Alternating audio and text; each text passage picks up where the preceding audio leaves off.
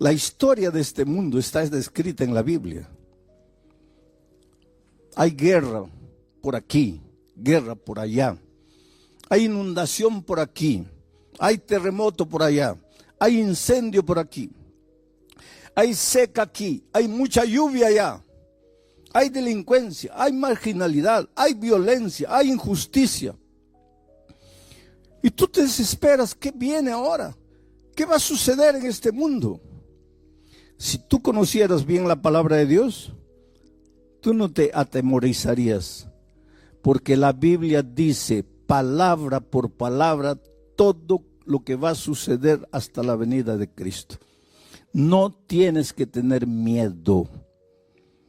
El calentamiento global es una realidad, no puedes negar. El clima, pues todo lo que el hombre hace en esta tierra, está deteriorando la capa de ozono. Y cada vez más el clima se está calentando. Y los glaciares se están derritiendo. Y el nivel de los mares está aumentando. Eso es científico. Eso no es imaginación enfermiza de alguien. Y hay mucha gente que dice para el año 2050, 60, las ciudades que están ubicadas a las orillas, a la orilla del mar, desaparecerán con el aumento del mar. Pero la Biblia dice que este mundo no va a ser acabado por las tonterías del propio hombre. Este mundo va a acabar con la venida de Cristo. Pero si tú lees la palabra de Dios, tu corazón se va a llenar de esperanza. No vas a tener miedo. El COVID, ¿cómo sembró pánico el COVID? El COVID paró el mundo, paró las empresas, paró las escuelas, paró todo. Muchos pensaron acabó, llegó el fin. La Biblia decía, no, eso no es el fin. Esos son los primeros dolores de parto, pero el fin viene. Y cuando tú conoces la palabra de Dios, tú miras al futuro con esperanza, con seguridad y con la confianza de que Dios está en el control de todo.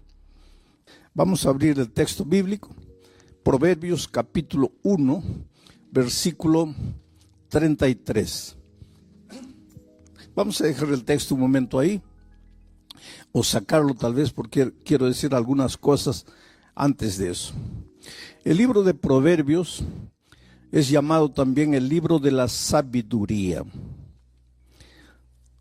Son consejos sabios de un hombre sabio que cometió imprudencias terribles cuando se separó de Dios. Tu única seguridad es Dios. Si tú lo dejas, si tú lo abandonas, si tú sigues tus propias decisiones, tus propios caminos, te vas a meter en problemas, como Salomón. Cuando se separó de Dios, se metió en problemas terribles. Gracias a Dios, que si tú lees su historia, en la vejez se arrepintió y regresó a Dios. Y eso nos da esperanza, porque aunque en ocasiones nos apartemos de Dios, tenemos la oportunidad de regresar a Él y de tomar de nuevo en serio sus instrucciones. Antes de leer el texto, quiero hablar un poco de la sabiduría. Sabiduría no es conocimiento. El conocimiento te lo da la vida, te lo da la universidad, te lo da la experiencia. Pero eso es conocimiento, eso no es sabiduría. Sabiduría es saber usar el conocimiento. El conocimiento no te vale de nada si no tienes sabiduría. La sabiduría te ayuda a usar el conocimiento. El conocimiento en las manos de un hombre sabio, de una mujer sabia, es un instrumento poderoso para tu propia felicidad y para la felicidad de las personas que te rodean.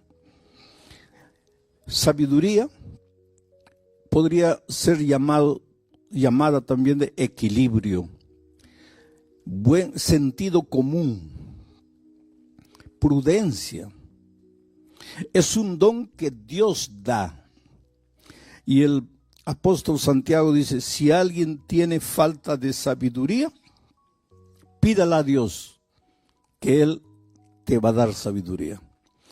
Hay muchos profesionales brillantes, excelentes, que no tienen sabiduría. Y toda la excelencia en la profesión no les sirve de nada, porque por falta de sabiduría lo arruinan todo. Para ser feliz en el matrimonio necesitas sabiduría. Para educar a los hijos necesitas sabiduría. Para que el dinero se multiplique en tus manos necesitas sabiduría. Para ser exitoso en cualquier área de la vida necesitas sabiduría. Y vuelvo a repetir, la universidad puede darte un título de conocimiento, pero no un título de sabiduría. Cuando alguien es nombrado gerente de la fábrica o presidente de la institución, no se le da sabiduría. Por lo tanto, el cargo no significa sabiduría. Hay gerentes, presidentes que no tienen sabiduría. Y hay gente simple que sí tiene sabiduría. ¿Por qué? Porque la sabiduría es un don que Dios da. Sabiduría es prestar atención, oído a los consejos divinos. Ahora, con ese contexto, vamos al texto bíblico. El texto dice así: mas el que me oyere, está hablando Dios, habitará confiadamente y vivirá tranquilo sin temor del mal. Ese más, ya les dije ayer que en la Biblia ninguna palabra está por estar. Cada palabra, inclusive cada coma, tiene un porqué. Hay que prestar atención a todo. Ese más, que quiere decir pero, que quiere decir sin embargo, nos da a entender que para comprender correctamente el texto, hay que leer los versículos anteriores. Y los versículos anteriores está hablando del dolor y de los sufrimientos de los hombres que no son sabios, de los que siguen sus instintos, de los que escogen su propio camino. Esos sufren. Esos no tienen paz ni de día ni de noche. Esos viven en permanente estado de ansiedad y de miedo. Mas, pero, sin embargo, el que me oyere, dice Dios, el que prestare atención a lo que yo voy a enseñar, ese habitará confiadamente y vivirá tranquilo, sin temor del mal. ¿Qué cosa es la ansiedad? La ansiedad tiene que ver con el miedo, pero no es miedo por lo que está sucediendo. Porque si, por ejemplo, viene un terremoto en este momento, es lógico que nos atemoricemos porque la tierra empieza a temblar. Pero eso no es ansiedad. Ansiedad es miedo por lo que todavía no ha sucedido. Es miedo por lo que tú imaginas que va a suceder. Es miedo por lo que no ha llegado. En otras palabras, es un miedo que no tiene sentido. Porque que la tierra tiemble en este momento y tratemos de protegernos, tiene sentido. Pero que la tierra no tiemble y yo comience a atemorizarme porque tal vez la tierra va a temblar un día. Ansiedad es eso. Miedo por lo que no ha pasado. Veo todas las estadísticas, los hogares se están separando, la gente ya no está llevando a serio el matrimonio y yo comienzo a tener ansiedad, miedo. Ay, ¿no será que mi matrimonio también se va a acabar? ¿Pero por qué? Porque las estadísticas dicen que los matrimonios están terminando. Yo voy a comenzar a tener miedo de algo que no ha sucedido. Y si ustedes se dan cuenta, en nuestra vida muchas veces nuestros temores no tienen fundamento. Nuestros temores se basan en suposiciones futuras, en lo que tal vez va a suceder. Entonces, ¿cuál es el consejo de Dios? Dice que si tú prestas oído a mi palabra, y aquí comienza el primer consejo, si me oyeres. Hoy día nosotros oímos a todo el mundo, ¿no? A través de las redes se inventaron los famosos fake news, ¿no? Le creemos a todo el mundo. Estás mal del hígado, cada uno te presenta un remedio, ¿no? Y pruebas uno, pruebas otro. Lo que tú no sabes es que el que coloca ese video ahí, él lo que quiere es jalar gente, porque cada persona que entra, que clica, le da algún centavito a él. Y hay gente que vive de eso. Y tú escuchas, pero nunca abres la palabra de Dios para escuchar lo que Dios dice. Le crees a todo el mundo, pero no le crees a la palabra de Dios, inclusive porque no la conoces. La palabra de Dios no falla. Dice, la hierba se seca, la flor se marchita, pero la palabra de Dios permanece para siempre. ¿Te acuerdas? Antes de 1492, la gente pensaba que la tierra era plana. La ciencia de aquellos tiempos decía que la tierra era plana. Tanto así que cuando tú ibas a la playa y un barco se iba y desaparecía, la gente y la ciencia pensaba que desaparecía porque había llegado al límite de la tierra y se cayó al abismo. Porque no había el concepto de tierra redonda. Hasta que apareció Cristóbal Colón con una idea loca. Y Cristóbal Colón dijo, no, la tierra es redonda. Y hubo una reina española que le creyó. Y entonces le ayudó financieramente a construir la Pinta, la Niña y la Santa María. ¿Se acuerdan?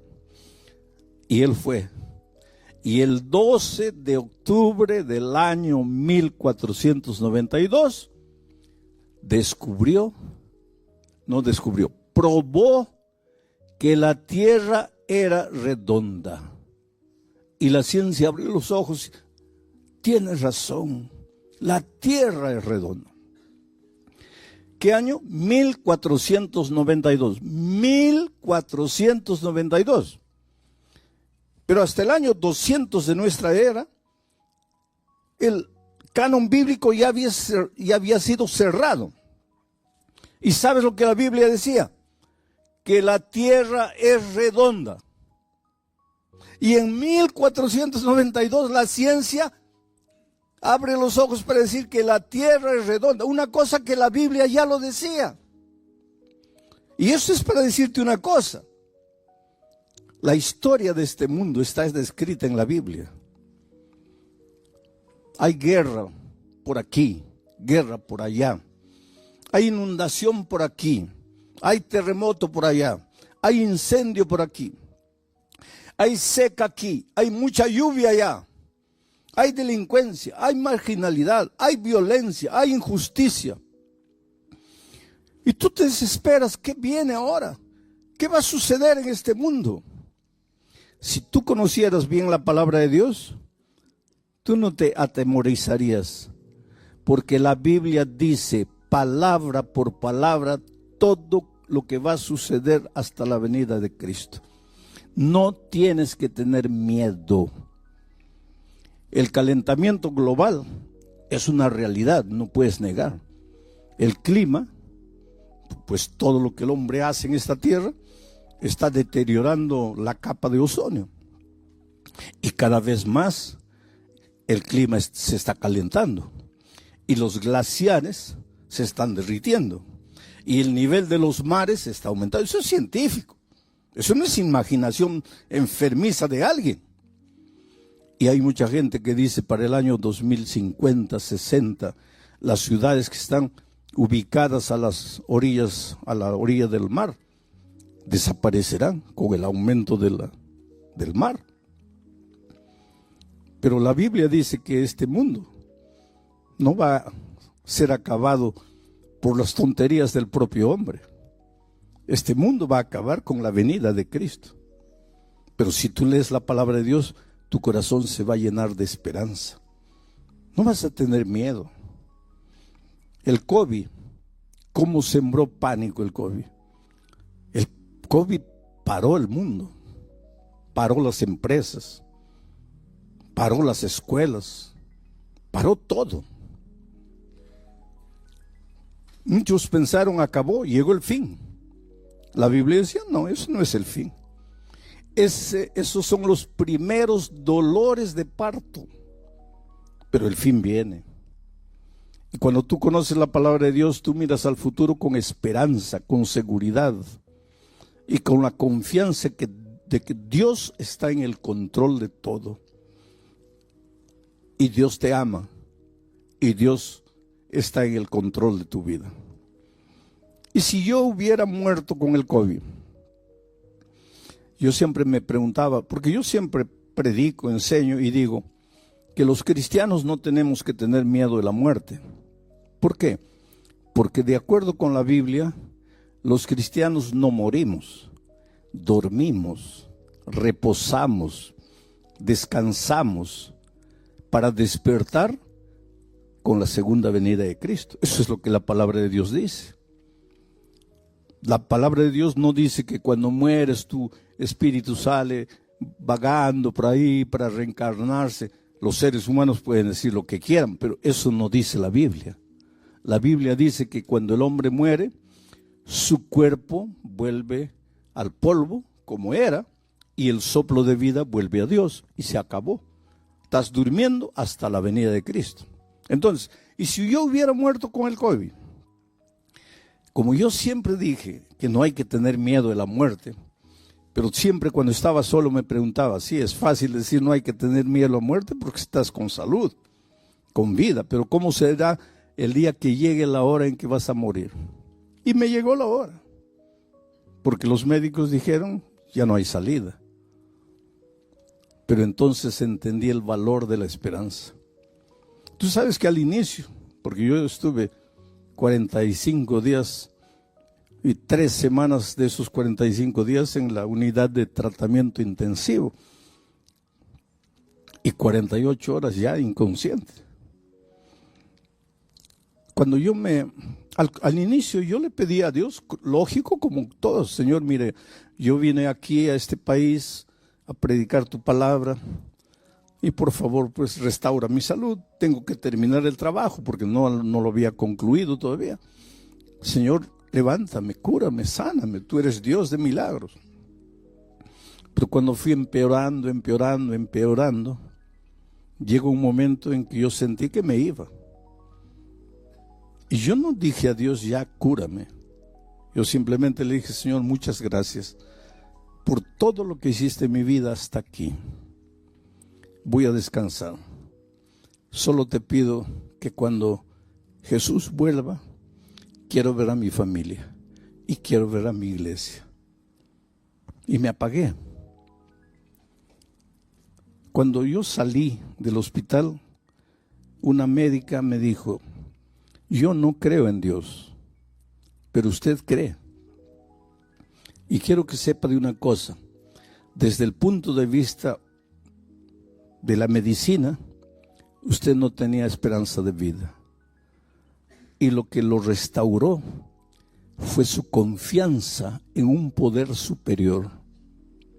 Era mi confianza en Dios. Y si hubiera descansado, pues nos hubiéramos abrazado el día de la resurrección, cuando Cristo vuelva. Ese es el valor de la esperanza. Por eso Salomón dice, el que me oye. ¿Y cómo oyes a Dios? A través de su palabra, a través del sermón de esta noche. Estás oyendo la palabra de Dios, porque yo no te estoy diciendo mis ideas, te estoy diciendo lo que el texto bíblico dice. El que me oyere, ese habitará confiado. ¿Qué cosa significa habitar confiado. Estar tranquilo. No quiere decir acostarte en la cama esperando que las bendiciones te caigan del cielo. No, no, no. Pero vas a vivir sin ansiedad.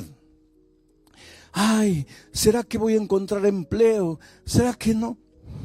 Oh, querido, cuando conoces la palabra de Dios, tu vida cambia en todos los sentidos. Porque un día Dios le dijo a Abraham: sal de tu tierra, de tu parentela, de la casa de tus padres, vete a una tierra que yo te mostraré. A algunos de ustedes les mostró España, por eso se vinieron aquí, ¿no es cierto? Bueno, pero la promesa de Dios a Abraham fue: por donde quiera que tú fueres, yo estaré contigo. Y si alguien te bendijere, yo lo bendeciré. Esa es promesa de Dios para ti. Entonces la próxima vez que vayas a buscar empleo, vas a llevar tus papeles, ¿no? Tu currículum de vida. Y cuando llegues le entregas al entrevistador. ¿Y cuál es tu actitud? En el corazón: ojalá que me dé el empleo, ojalá que me dé el empleo, quiera Dios que me dé el empleo. Y el otro revisando tus papeles, ¿no? Y tú temblando aquí: ojalá que me dé el empleo, ojalá que me dé. Porque no conoces la palabra de Dios. Porque si tú conocieras la palabra de Dios, en tu corazón dirías otra cosa. En tu corazón le dirías al que está revisando tus papeles, no con tu boca, en tu corazón. Tú le dirías: mira, para de mirar mis papeles, mejor dame el empleo, por tu propio bien, porque yo soy hijo de Dios, y Dios me ha dicho a mí que por donde yo vaya, Él me va a bendecir. Y si alguien me bendijere, o sea, si tú me das el empleo, Dios te va a bendecir a ti. Entonces para de revisar los papeles, ya dame el empleo. Pero esa es otra actitud.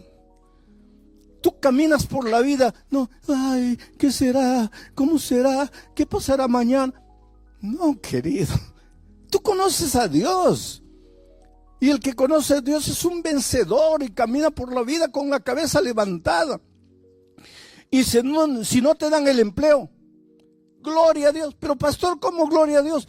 Porque si no te dio el empleo de 1,200 euros, es porque Dios tiene para ti un empleo de 1,500. Y si tú te engolosinas con los 1,200, no vas a recibir los 1,500. Entonces bendice a la persona y sigue tu camino, porque Dios te va a abrir puertas, porque tú no estás solo en este mundo, tú estás con Dios. Dios está contigo. Por eso Dios dice: mas el que me oyere. Por eso necesitas conocer la palabra de Dios.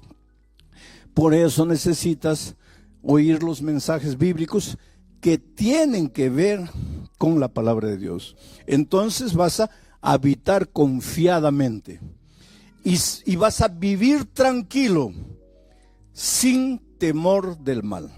Presta atención a esta última frase. No dice que si le entregas a la vida a Jesús, no dice que si prestas oído a sus consejos, el mal no te va a llegar. No dice. ¿Y sabes por qué? Porque Dios nunca te hizo la promesa de que si tú te entregas a Jesús, nada malo te va a suceder. Él nunca prometió eso. Por lo tanto, si un día la enfermedad llega a tu vida, si el desempleo llega a tu vida, por favor, no digas: oh Dios mío, te has olvidado de mí, yo soy tu hijo, ¿dónde está tu promesa? No, no, no. Porque Él nunca te prometió que en esta vida de dolor, en esta vida de miseria y de pecado, nunca vas a tener problemas. Él nunca te prometió. Lo que Él te prometió es que en medio de los problemas, tú vas a vivir seguro, tranquilo, confiadamente. ¿Por qué? Porque sabes que tienes un Dios todopoderoso que no falla. Ahora, un ejemplo bíblico de todo esto que dije hasta aquí. ¿Te acuerdas cuando los discípulos estaban en alto mar un día? Y el cielo se puso negro, negro, negro. Relámpagos y truenos. Y las olas gigantescas se levantaron y entraba el agua al barquito. Y el barquito ya iba a zozobrar. ¿Tú crees que los discípulos eran hombres frágiles? No, la mayoría de ellos eran hombres duros, forjados a la orilla del mar, en la pesca. ¿Tú crees que una tormentita ahí los iba a asustar? No. Pero, ¿qué dice la historia bíblica? Que ellos lucharon toda la noche. Y a la cuarta vigilia, ¿qué significa la cuarta vigilia? Es que los judíos en esos tiempos dividían a la noche en 4 vigilias. De 6 de la tarde a 9 de la noche, primera vigilia. 9 de la noche a medianoche, segunda vigilia. Medianoche a 3 de la mañana, tercera vigilia. 3 de la mañana a 6 de la mañana, cuarta vigilia. Y la Biblia dice que Jesús apareció en la cuarta vigilia. ¿Qué hora sería más o menos? ¿Qué hora sería? Entre 3 y 6. ¿Quieres mi opinión personal? Eso no dice la Biblia. Aquí estoy colocando mi opinión personal. Debe haber sido 5 y 15 de la mañana. ¿Pero por qué, pastor? Porque era el momento más oscuro de la noche. Yo siempre pensé que el momento más oscuro de la noche era medianoche. No es. El momento más oscuro de la noche es faltando 5, 10 minutos para que la luz del nuevo día aparezca. Entonces, si en este momento tú estás viviendo el momento más oscuro de tu vida, si tú sientes que ya no tienes fuerzas, si tú sientes que ya todo acabó, que ya estás perdido, alégrate. Porque eso quiere decir que dentro de 5 o 10 minutos, el sol del nuevo día va a nacer en tu vida. No te desesperes. Jesús apareció en el momento más oscuro, la cuarta vigilia. Y los discípulos se asustaron. Habían clamado en la noche, Señor, ayúdanos. Ahora Jesús aparece y se asustan. ¿Por qué? Porque Jesús no apareció como ellos esperaban que apareciese. Y aquí hay una lección valiosa, querido. Muchas veces las respuestas divinas no son o no llegan a tu vida como tú quisieras que lleguen. ¿Cómo esperaban esos discípulos a Jesús? No sé, voy a imaginar. Tal vez volando en el aire porque era Dios, echándoles una cuerda para que se agarrasen y los rescataron, o en un helicóptero, o que de repente Jesús hiciese calmar la tempestad, hiciese salir el sol. Yo no sé. Lo que ellos nunca esperaron es que Jesús iba a aparecer andando sobre el agua. Tanto así que cuando lo vieron, en lugar de alegrarse, se asustaron. Es un fantasma, es un fantasma.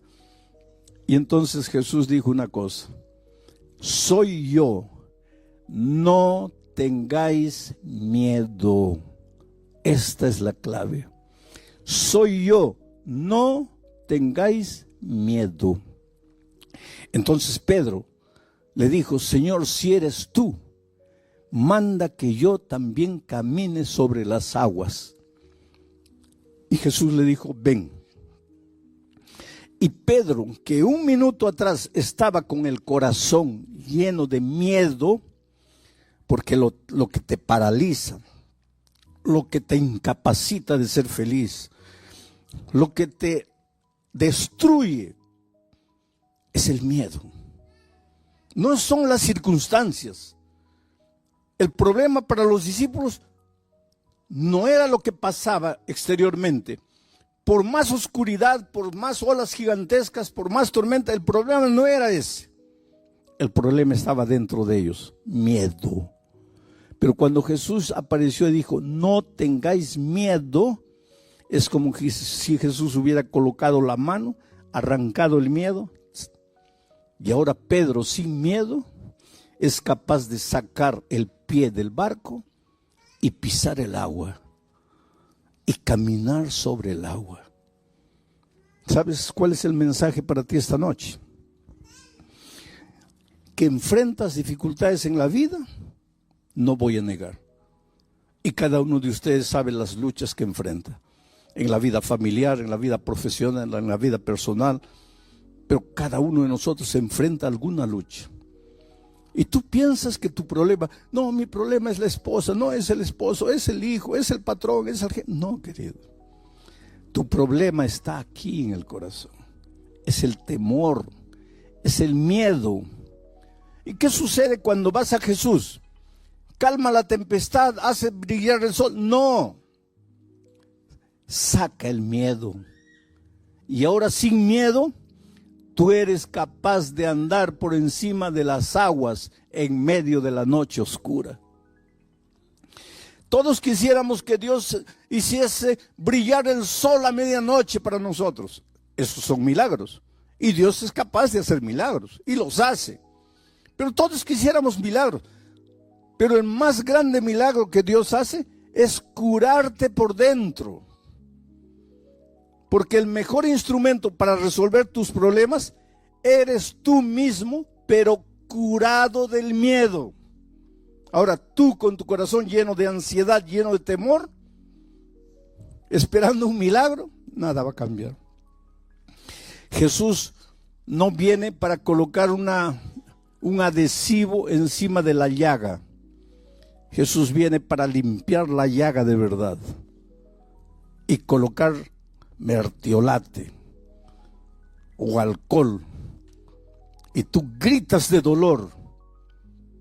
Tú preferirías un band-aid. Jesús no coloca band-aids. Jesús cura de verdad.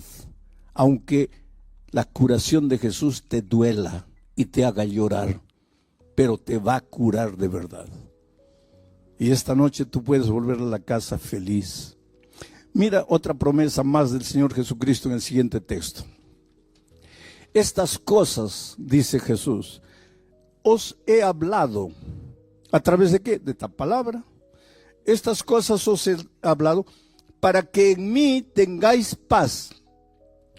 En el mundo donde trabajas, en tu barrio, en la lucha diaria, tendrás aflicción. Pero no tengas miedo. Confiad. Yo he vencido al mundo. En este mundo vas a encontrar dificultades, pero no tengas miedo, porque si estás conmigo, tu corazón va a estar lleno de paz, y con tu corazón lleno de paz, nada va a ser capaz de destruirte. Que venga la noche oscura, que vengan las tormentas, los truenos, los relámpagos, las olas. Con Cristo tú eres capaz de caminar por encima del mar. Y esto no es teoría. Esto es vida práctica. Porque yo he encontrado gente destruida. Estaba una vez en Santa Cruz de la Sierra, Bolivia. Y como todas las noches hago una invitación. Y dije, la primera noche, ¿cuántos quieren aceptar a Jesús como su Salvador? Y no terminé de hablar. Un borrachito se levantó allá atrás y vino tambaleando, completamente ebrio. Vino tambaleando. De tal manera que el público se reía. Porque todos imaginaban ese pobre hombre embriagado, no sabe ni lo que está haciendo, pero él venía. Y llegó aquí, cabello largo, olía mal, porque cuando las otras personas llegaron cerca, muchos respondieron, algunos discretamente se comenzaron a apartar porque no podían soportar el olor. Evidentemente no se bañaba, era un hombre de la calle, un ebrio. Vino ahí. La segunda noche yo, cuando llegó el momento de la invitación final, dije, esta noche voy a pedir que se levanten los que no se han levantado las otras noches. ¿Quién es la primera persona que quisiera levantarse? Y el ebrio aparece ahí de nuevo.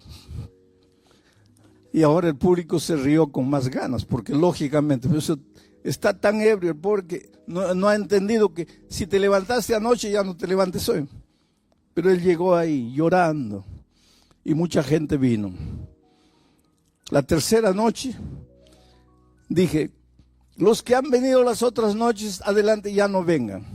Esta es una invitación para quien no se ha levantado las otras noches. Y yo en mi corazón pensé, ahorita aparece el ebrio de nuevo. ¿Quién es la primera persona? Y el ebrio no apareció. Y la siguiente noche no apareció. Y la otra noche no apareció. Y yo pensé, bueno, ya no vino más. El viernes en la noche hice un llamado para el bautismo. ¿Por qué una persona se bautiza? Porque cuando te bautizas, eres sepultado en las aguas. Ahí muere el viejo hombre y el que sale de las aguas es un hombre completamente nuevo. Has nacido en Cristo. Entonces el bautismo no es una ceremonia, es un pacto de fidelidad con Cristo. Y muchos se bautizaron. Pero cuando hice el llamado para el bautismo, la primera persona que se levantó y vino fue un hombre que tenía una Biblia así en el pecho. Vino aquí adelante. Estaba con una camisa blanca, un pantalón jeans, bien cortadito el cabello. Se notaba que se había echado gomina, ¿se acuerdan de eso? Que se echaba en el cabello. Bien peinadito y lloraba, lloraba y lloraba. Yo lo miré y le dije, espera, yo te conozco. Tú no eres la persona que se levantó las primeras noches. Y él me miró así, dice, sí, pastor, yo soy. Y en mi corazón yo sentí una emoción tan grande, porque este ya no era ni la sombra del hombre que se levantó las dos primeras noches. Bueno, comenzó la ceremonia bautismal, y yo estaba allá atrás, y lo veo a él llorando. Y le digo, ¿qué fue? ¿Qué te hicieron? Y él me dice, yo quería bautizarme, pero no aceptan mi bautismo, porque dicen que si el domingo y el lunes yo estaba borracho, ¿cómo me van a bautizar hoy día? Y yo entiendo, porque nadie puede confiar en mí. ¿Cómo van a confiar? Yo realmente al inicio de la semana era un pobre ebrio, pero nadie conoce mi historia. Y cuéntame tu historia. Y él me dice, cuando yo tenía 21 años me casé. Yo era ingeniero de minas, trabajaba en una mineradora grande aquí en el país. Me casé, fui de luna de miel. Y cuando estábamos regresando, dormité en el volante. Salí de la carretera, caí a un abismo.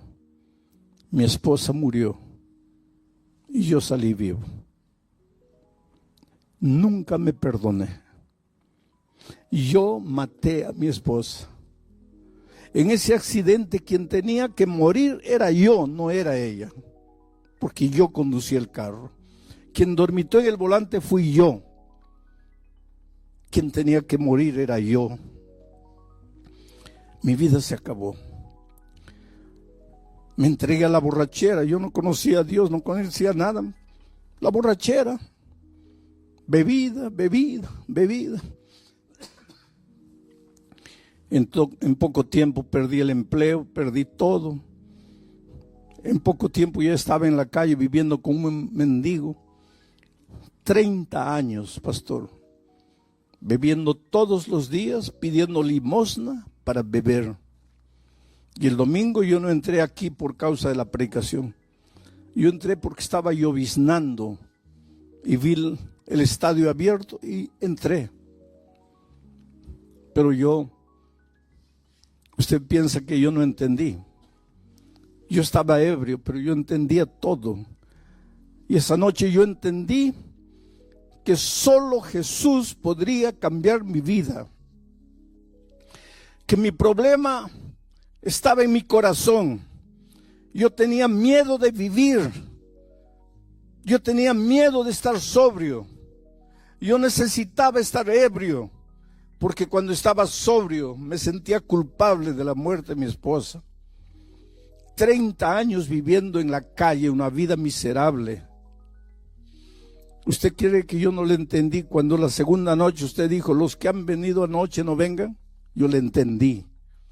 Pero ¿sabe por qué me levanté? Porque la primera noche después de salir, después de haber venido, después de haber aceptado a Jesús, fui y continué bebiendo. Entonces la segunda noche, yo dije, mi decisión de anoche no vale porque yo volví a beber. Me levanto de nuevo. Pero fue el último día que viví. Pastor, después de 30 años, hoy completa 5 días que no coloco una gota de alcohol en mi boca. Pero nadie me conoce. ¿Cómo pueden confiar en mí? Y había un hombre escuchando mi conversación con él. Y él se acercó llorando y dijo así: perdóname, yo fui el que dije que no te podías bautizar, pero es que yo no conocía tu historia. Por favor, ven conmigo. Y se bautizó. Tú me puedes decir, ¿cómo pueden bautizar a un hombre que el inicio de la semana estaba ebrio? Pero es que tú no conoces el poder de Dios. 5 años después volví a Santa Cruz de la Sierra a hacer una campaña evangelística en ese mismo coliseo. Y el pastor me estaba llevando y afuera había un hombre con un walkie-talkie y una linterna dando instrucciones. Cierren la puerta allá porque ya está lleno. No, abran la puerta aquí. El pastor acaba de llegar, abran la puerta. Un líder. Y el pastor me dice, ¿sabes quién es él? ¿Te acuerdas? No. Es el ebrio que se bautizó hace 5 años. Hoy día es un líder de la iglesia. Eso es lo que Dios hace. Te cura por dentro. Y una vez curado por dentro, tú eres capaz de andar por encima del mar. Nada te destruye. Te pueden condenar, te pueden juzgar, te pueden decir lo que quieran.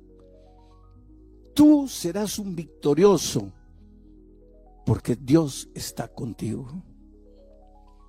Es por eso que tengo que hacerte la misma invitación de todas las noches. Y voy a repetir lo que dije en Bolivia. Si te levantaste anoche, ya no te levantes hoy. Pero si no estuviste anoche, o si estuviste anoche pero no te levantaste, mi invitación es para ti. ¿Quieres venir aquí adelante y decirle, Señor, saca el temor de mi corazón, saca la ansiedad, saca el miedo, cúrame, ayúdame a ser un vencedor en medio de las dificultades? No te pido que saques las dificultades de mi vida, te pido que me hagas fuerte para vencer las dificultades. Yo voy a estar orando en mi corazón para que el Espíritu de Dios te traiga. Si quieres decirle esta noche a Jesús, Señor, cúrame por dentro. Hazme un hombre nuevo, una mujer nueva. Quiero renacer en ti. Esta es una invitación, lógicamente, para aquellos que nunca se han entregado públicamente al Señor Jesucristo.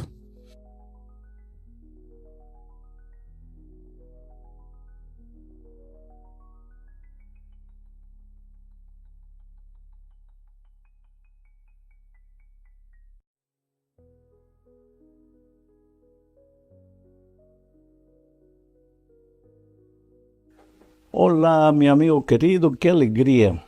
Vamos a la lección número 10 para el 7 de septiembre del año 2024. El título de la lección, Los últimos días. La semana pasada dije que ya entramos con la entrada triunfal de Jesús a Jerusalén, ya entramos a la última semana del ministerio de Cristo en esta tierra. Al final ya de esta semana el Señor será crucificado. El sábado descansará en la tumba y el domingo resucitará victoriosamente. El propósito de esta lección es mostrar que lo que Jesús enseñó acerca de la destrucción del templo de Jerusalén y las señales que habrán antes de la venida de Cristo. El capítulo 13 de Marcos, que es el que vamos a estudiar, es paralelo con Mateo 24 y con Lucas 21, donde también se habla de las señales de la destrucción del templo y de la segunda venida de Cristo. Vamos a empezar con el primer subtítulo de la lección: 2 pequeñas monedas como ofrenda. Ya dije que Jesús, con su entrada triunfal, con la limpieza del templo de los mercaderes, derrotando a los líderes judíos en las controversias, haciéndolos pensar, hablándoles de la eternidad de su ley, el Señor Jesucristo estaba demostrando su autoridad. Ahora lo vemos nuevamente en el templo, pero en el templo observando la actitud de los adoradores. Tú sabes que el Señor Jesucristo, cuando tú vas a la iglesia, tú no lo ves lógico, pero Él, en la persona de su Espíritu Santo, está moviéndose ahí entre los bancos. A veces tú ni te das cuenta de Él está sentado a tu lado, observando tu actitud. Al Señor Jesucristo le gusta encontrar gente con el corazón sincero que va a la iglesia a adorar, va a la iglesia a aprender, va a la iglesia a alabar el nombre de Dios y va a la iglesia a depender del poder de Dios, porque, queridos, no somos nada, dependemos del Señor Jesucristo para todo. Entonces Jesús había entrado al templo y estaba observando a los adoradores. Ahí llegó el momento de las ofrendas y las personas comenzaron a dar sus ofrendas. Leo lo que dice Marcos 12, 41 al 44. Todavía no entramos al 13, y de aquí a poco entramos al 13. Dice así el texto: Estando Jesús sentado delante del arca de la ofrenda, miraba cómo el pueblo echaba dinero en el arca. Y muchos ricos echaban mucho. Y vino una viuda pobre y echó 2 blancas, o sea, un cuadrante. Entonces, llamando a sus discípulos, les dijo: De cierto os digo que esta viuda pobre echó más que todos los que han echado en el arca, porque todos han echado de lo que les sobra, pero ésta de su pobreza echó todo lo que tenía, todo su sustento. La lección que aprendemos de estas palabras del Señor Jesucristo es que el valor de una ofrenda no se mide por la cantidad, se mide por la actitud. Ellos dieron de su abundancia, pero lo que sobraba de su abundancia. Ella dio de su pobreza, pero no le quedó nada. Ahora, esto no quiere decir que tú tienes que dar todo lo que tienes de ofrenda a Dios, no. Él te da sabiduría para saber equilibrarlo. La lección que Él quiere enseñarnos es: ¿hasta qué punto el Señor Jesús es tu prioridad? ¿Hasta qué punto las cosas divinas son tu prioridad? ¿Eres fiel en devolverle a Dios lo que es de Dios? ¿Eres generoso cuando llevas tus ofrendas para algún proyecto especial? El Señor está atento a tu actitud. Vuelvo a repetir, en esta ocasión el Señor estaba observando todo, mirando todo. Ahora, tú puedes decir: pastor, pero el problema es que yo no confío en los seres humanos. Yo encuentro en mi vida eso. Muchas veces gente que me dice: pastor, yo no confío en la administración, yo no confío en los líderes. Yo te digo una cosa. Los líderes de la iglesia en los tiempos en que el Señor Jesús dijo estas cosas, eran líderes maravillosos, santos. ¿Eran? No. Caifás, Anás. Líderes corruptos, líderes mentirosos, líderes falsos, hipócritas, criticones. Y la mujer dio todo lo que podía dar. Y Jesús la incentivó. El Señor Jesús en ningún momento dijo: porque has visto que se malversan fondos, ya tú no debes ser fiel a Dios. No, en ningún momento. Esta es una lección que tenemos que aprender y aplicar en nuestra experiencia. La segunda parte de este estudio nos lleva ya a la profecía de la destrucción del templo y el fin del mundo. El templo era una construcción extraordinaria, majestuosa. Flavio Josefo dice que cada columna, y habían 162 pilares en la construcción del templo de la ciudad. Flavio Josefo, historiador judío, dice que 3 hombres así abrazados, solo 3 hombres juntos podían abrazar una de las columnas. Mira el espesor de las columnas. Era un templo inexpugnable. Y sin embargo el Señor Jesucristo dijo que todo eso sería destruido. Leo Marcos capítulo 3, versículos 1 al 4. Mira. Saliendo Jesús del templo, le dijo uno de sus discípulos: Maestro, mira qué piedras y qué edificios. Jesús respondiendo le dijo: ¿ves estos grandes edificios? No quedará piedra sobre piedra que no sea derribada. Y se sentó en el monte de los olivos frente al templo. Y Pedro, Jacobo, Juan y Andrés le preguntaron aparte: dinos, ¿cuándo serán estas cosas? ¿Y qué señal habrá cuando todas estas cosas hayan de cumplirse? ¿Cuándo será? Ahora, ese ¿cuándo será? Y como en el capítulo 13, y sucede también en el capítulo 24 de Mateo, se habla de la destrucción del templo y al mismo tiempo se habla del fin del mundo, o sea, de la segunda venida de Cristo. A veces no se sabe cuándo una señal se aplica a la destrucción del templo literal y cuándo se aplica a la segunda venida de Cristo. Y esto crea a veces un poco de confusión. Pero delante de esta pregunta de cuándo será la destrucción del templo, Jesús no se detiene a hablar de detalles periféricos, sino que Él habla de las pruebas que vendrán a los discípulos. Y Él no se concentra en las señales, sino en las dificultades que sus discípulos enfrentarán.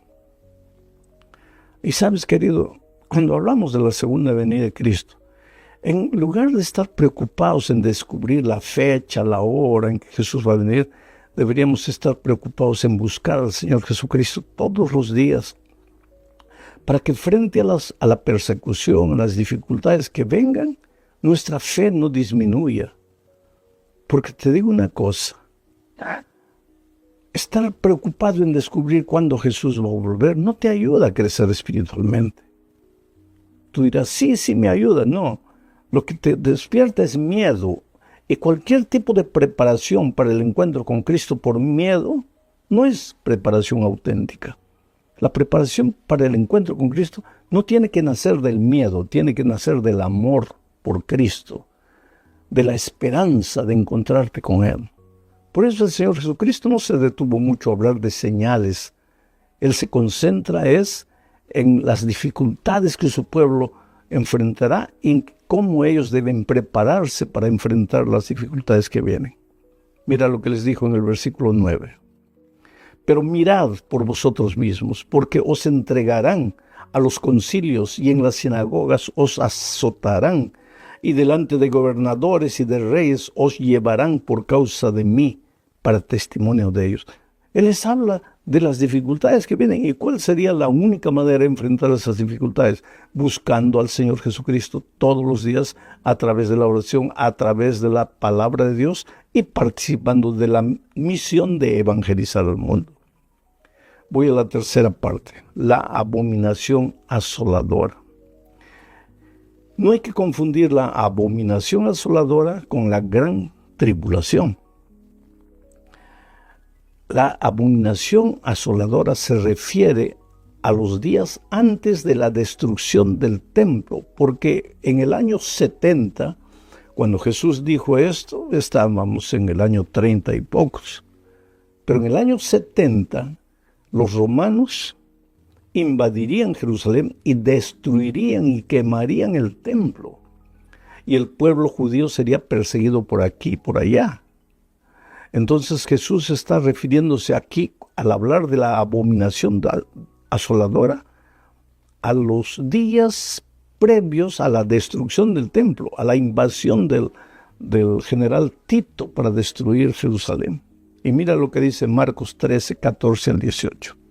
Pero cuando veáis la abominación desoladora de que habló el profeta Daniel, puesta donde no debe estar, el que lee entienda, entonces los que estén en Judea huyan a los montes. El que esté en la azotea no descienda a la casa ni entre para tomar algo de su casa. Y el que esté en el campo no vuelva atrás a tomar su capa. Mas ay de las que estén en cinta y de las que críen en aquellos días. Orad pues que vuestra huida no sea en invierno. Oh querido, el Señor Jesucristo en el contexto aquí les está diciendo que la abominación asoladora. ¿Por qué abominación? Porque entran al templo, destruyen el templo, echan por tierra las cosas divinas. Ahora Daniel proféticamente en su libro habla de los días previos a la venida del Señor Jesucristo. Y dice que esta abominación desoladora surgirá pocos días antes de la venida de Cristo. ¿De qué manera? Será un poder religioso que echará por tierra las enseñanzas divinas. Entonces, cuando tú encuentres cualquier persona a acercarse a ti para decirte, esta parte de la Biblia ya no vale, porque esta parte de la Biblia ya acabó, porque la ley del Señor ya no existe. Si las personas no te muestran en la palabra de Dios lo que está escrito, puedes creer que de alguna forma también es la tribulación asoladora que vendrá sobre el pueblo de Dios. Especialmente en nuestros días, la mayoría de los cristianos creen sin estudiar la Biblia, creen sin fijar los ojos en la palabra de Dios. ¿Por qué crees en lo que crees? Aquí la importancia de abrir la Biblia, de analizar a Dios, porque en los últimos tiempos aparecerá el anticristo. ¿Y qué es el anticristo? El anticristo es lo que se opone a Cristo. Si Cristo enseña una cosa, el anticristo va a enseñar cosas diferentes a las que Cristo enseña. Entonces, para descubrir quién es el anticristo o la destrucción asoladora, tú tendrías que primero saber lo que Cristo enseña. Y entonces, cuando ves que alguien enseña lo contrario a lo que la Biblia enseña, ya has descubierto quién es, a quién se refiere el Señor Jesucristo aquí. Vamos a la cuarta parte del estudio, la gran tribulación. Ahora, aquí en la gran tribulación se refiere específicamente a los días antes de la venida de Cristo.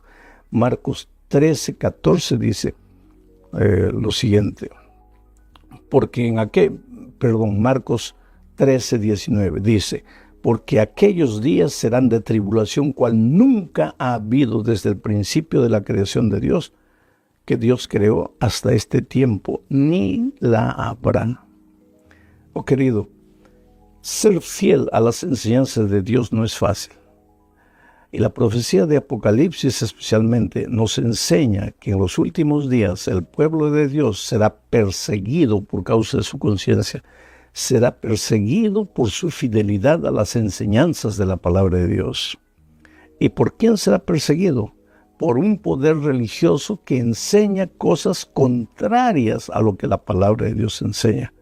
Es por eso que surge aquí la necesidad de volver los ojos a Dios, de volver los ojos a la palabra de Dios, de estudiar y de aprender.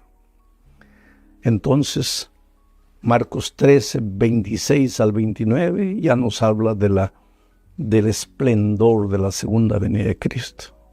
Dice, entonces verán al Hijo del Hombre que vendrá con las nubes, con gran poder y gloria. Y entonces enviará a sus ángeles y juntará a sus escogidos de los cuatro vientos, desde el extremo de la tierra hasta el extremo del cielo. De la higuera aprended la parábola. Cuando ya su rama está tierna y brotan las hojas, sabéis que el verano está cerca. Así también vosotros, cuando veáis que suceden estas cosas, conoced que está cerca a las puertas. Y si tú lees todo el capítulo, vas a ver muchas señales, no solamente señales que ocurrirían antes de la destrucción del templo del año 70, sino señales que ocurrirán por ocasión de los días previos a la venida de Cristo. En Mateo 24 está detallado eso. Y querido, si tú observas, todas esas señales ya se han cumplido. El aumento de la violencia, el fallecimiento de la fe, porque mucha gente ya no tiene fe. Cuando el Hijo del Hombre venga, ¿encontrará fe en la tierra? El desamor entre los seres humanos. Aparecerán falsos cristos. Habrán fenómenos físicos. El sol se oscurecerá, las estrellas caerán, la luna se pondrá como sangre. Todo esto mostrándonos que el Señor Jesús está viniendo. La gente no creerá más en la palabra de Dios, o tomará la palabra de Dios y hará todo lo contrario a lo que la palabra de Dios diga. Cuando veáis estas cosas, dice el Señor Jesucristo, aprended de la higuera, porque cuando sus ramas se reverdecen, quiere decir que ya viene el verano. Así también vosotros, cuando veáis estas cosas, sabed que el Señor Jesús está viniendo. Oh, mi amigo, cuando tú contemplas el mundo no solamente el mundo agnóstico, ateo, existencialista, sino el mundo cristiano, tú te vas a dar cuenta que la venida de Jesús ya no es un evento que, digamos así, está en el futuro. No. La venida de Cristo está más cerca de nosotros de lo que muchos imaginamos. Jesús viene. Es una de las promesas más contundentes de la palabra de Dios. El Señor Jesucristo fue a prepararnos un lugar en el cielo y vendrá. ¿Y sabes por qué vendrá? Porque este mundo no puede continuar. Porque Jesús te ama. Porque Jesús no quiere que tú peregrines en el desierto de esta vida, enterrando a tu padre, a tu madre, a tus hijos, sufriendo injusticia social, a veces sin empleo, agredido por la enfermedad, por la muerte. Dios no te creó para eso. Dios te creó para vida eterna, para felicidad. Pero entonces, ¿por qué sufrimos? Porque entró el pecado y arruinó el mundo. Pero Jesús viene para ponerle un punto final a la historia del pecado. Viene para llevarte con Él.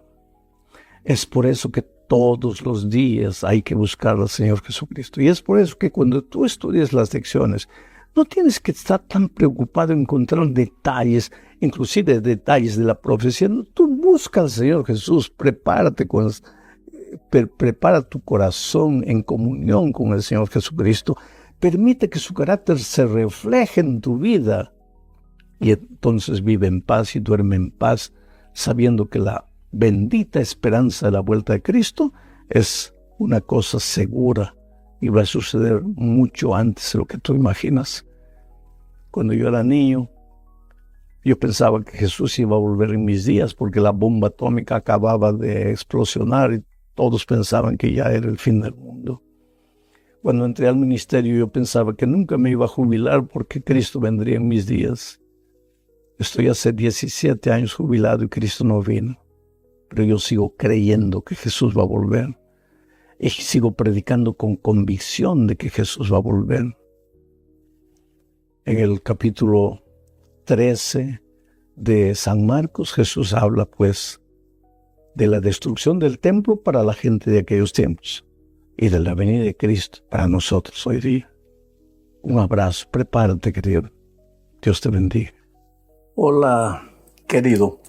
Antes de comenzar con el estudio de la lección, voy a responder una pregunta.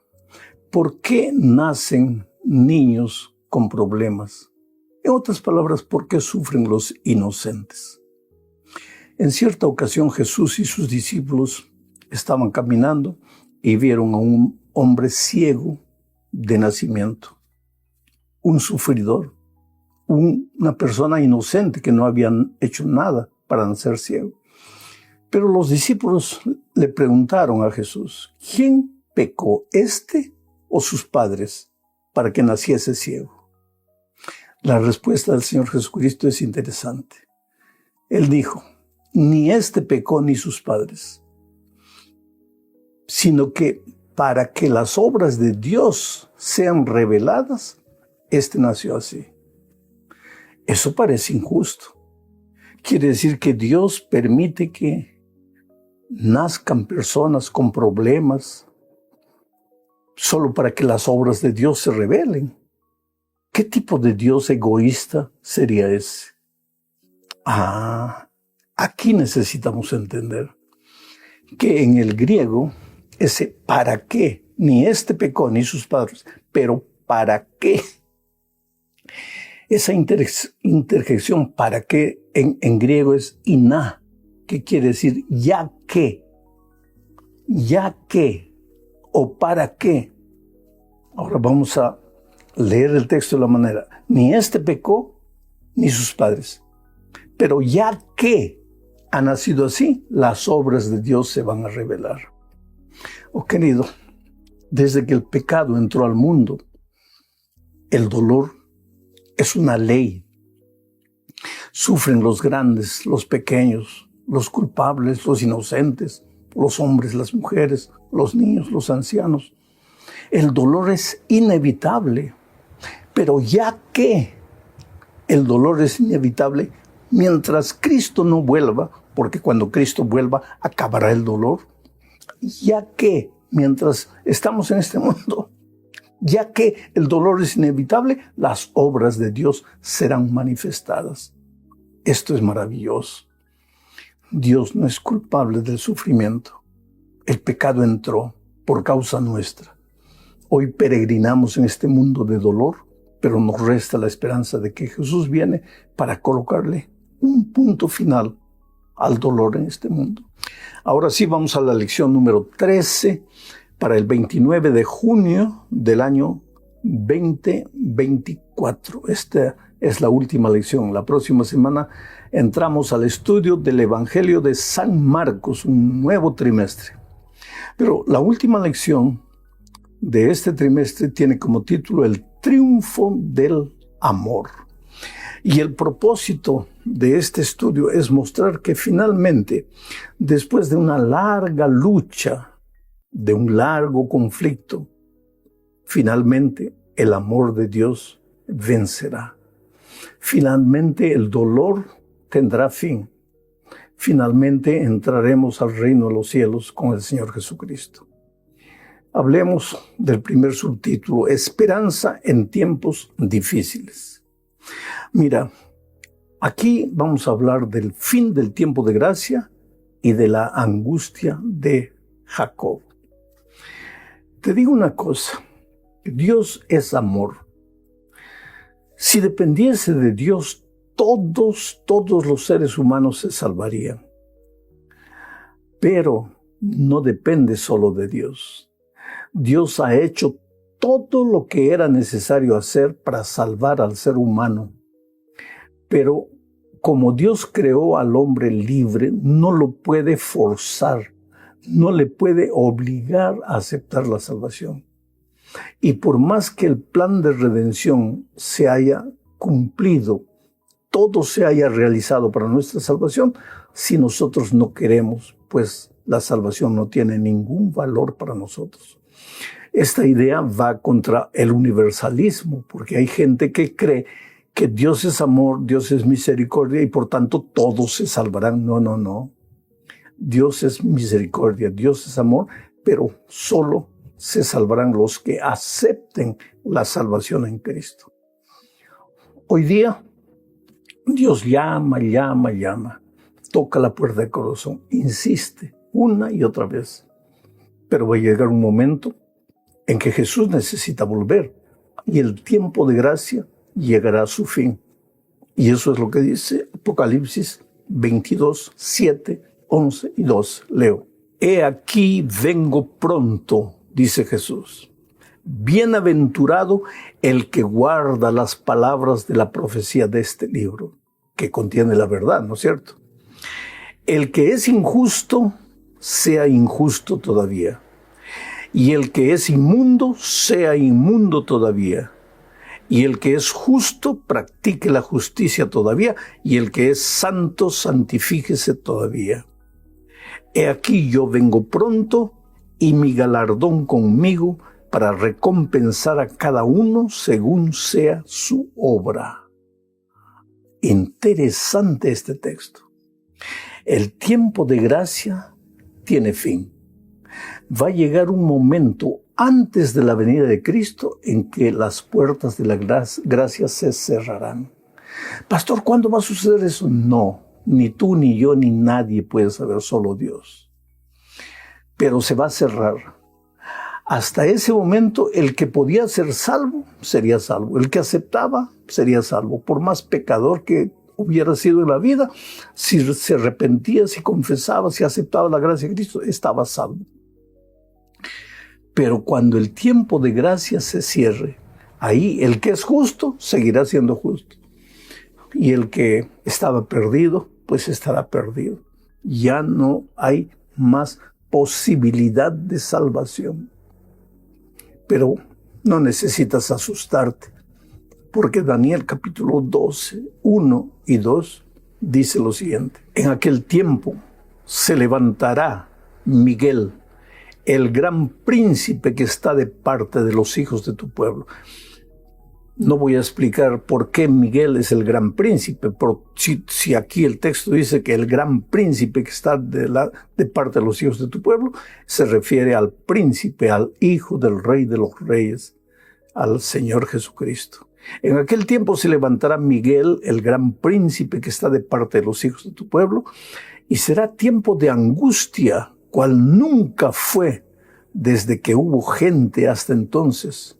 Pero en aquel tiempo será libertado tu pueblo, todos los que se hallen escritos en el libro, y muchos de los que duermen en el polvo de la tierra serán despertados, unos para vida eterna y otros para vergüenza y confusión perpetua. El tiempo de gracia se acabará y ahí comenzará el periodo de la gran angustia. La Biblia le llama la angustia de Jacob. ¿De qué se trata ese tiempo de angustia? La angustia de Jacob. ¿Te acuerdas aquella noche que Jacob estaba regresando para ver a su hermano Esaú? Y cerca del río Jaboc, a las orillas, él se arrodilló y oró y oró y lloró toda la noche. Estaba viviendo su noche de angustia. ¿Por qué? Porque al día siguiente se encontraría con su hermano, a quien había engañado, a quien había traicionado. Y la angustia de Jacob era la siguiente: mañana me voy a encontrar con mi hermano. ¿Será que él me perdonó y me aceptará? ¿O será que él no me perdonó y me destruirá? Esa angustia fue tan intensa, tan grande en la vida de Jacob. Y ahora la palabra de Dios toma esa angustia de Jacob como la angustia de los hijos de Dios en los últimos tiempos. Cuando la puerta de la gracia se haya terminado, ya no hay más oportunidad de arrepentimiento. Entonces vendrá a nuestra mente la angustia. Sabemos que el tiempo de gracia terminó. No sabemos cuándo, pero sabemos que el tiempo de gracia terminó. Y la angustia es: ¿cuándo se cerró el tiempo de gracia? ¿Cuando yo estaba afuera o cuando yo estaba adentro?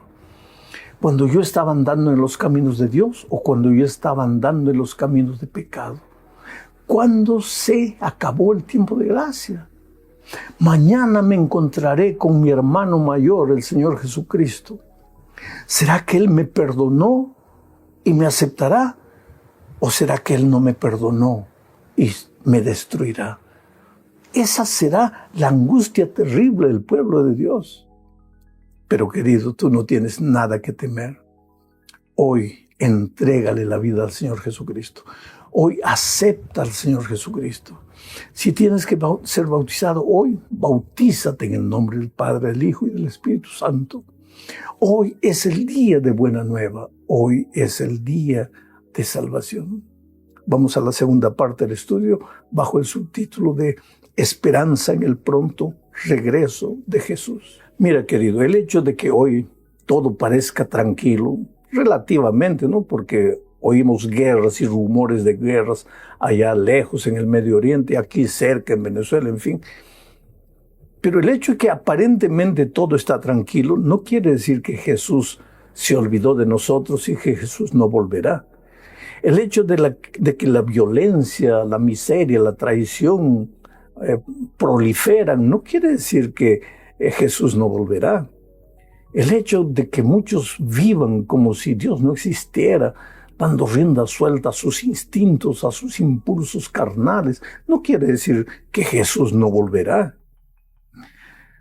Uno de cada 25 versículos del Nuevo Testamento habla de la venida de Jesús. La venida de Jesús no es una teoría, no es una vana esperanza, es una realidad. Cristo va a venir cuando en la agenda divina llegue el día y la hora de la venida de Cristo. Él vendrá para ponerle un punto final a la historia del pecado.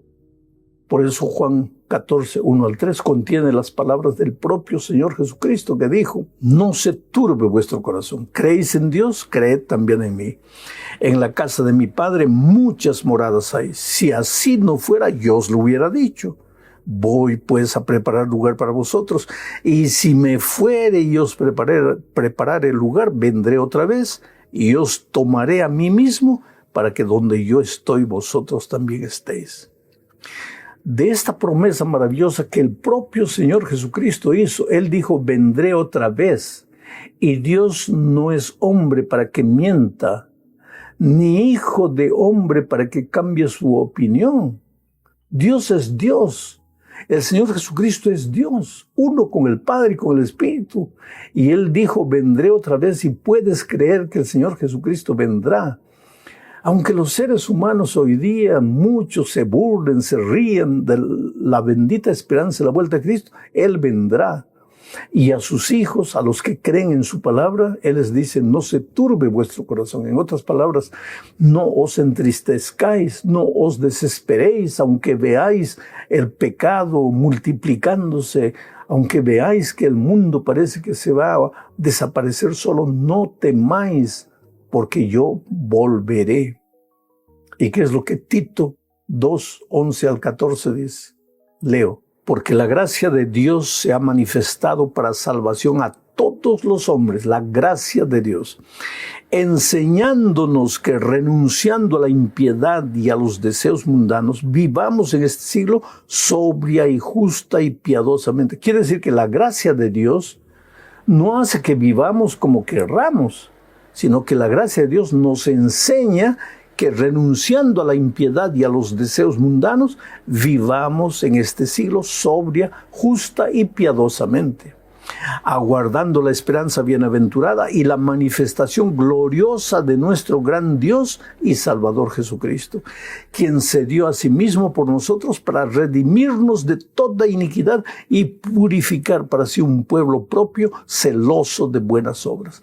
¿Qué dice Pablo en la carta a Tito? Dice que la gracia del Señor Jesucristo se manifestó, colocó en nuestro corazón la esperanza de su venida, de su segunda venida.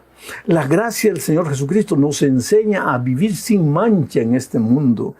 Y dice que la gracia del Señor Jesucristo visa preparar un pueblo para encontrarse con Cristo, pero un pueblo celoso de buenas obras.